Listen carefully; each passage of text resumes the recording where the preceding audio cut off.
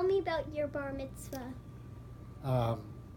At the time of my bar mitzvah, we lived already in Atherton. Actually, we just moved to Atherton. So for the 2 years before that, I went to preparation school to learn.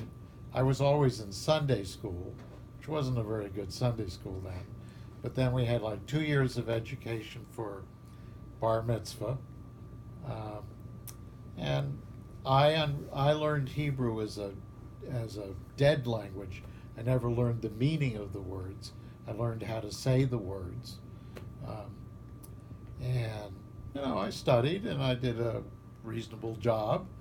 One thing I remember is that, my parents were divorced at that time, and my father didn't really have much to do with it, and he was always very Jewish, but he didn't practice religion. He never went to temple, but the rabbi had specifically translated my Torah portion and my Haftorah portion into English. And so the day before my bar mitzvah, my father for the first time heard me practice.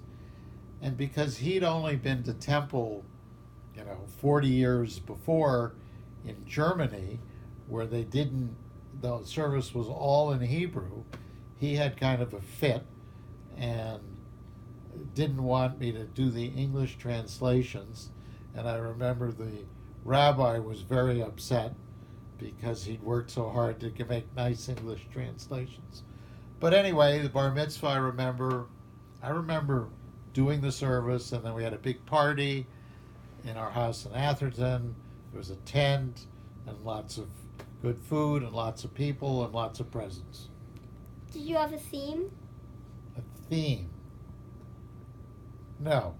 Or if I did, I don't remember.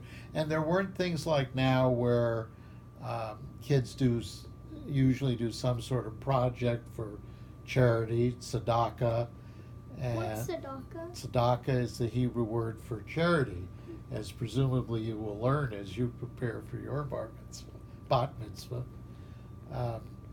And usually you had to do some sort of project or something. I mean, kids do now, and I didn't do any of that.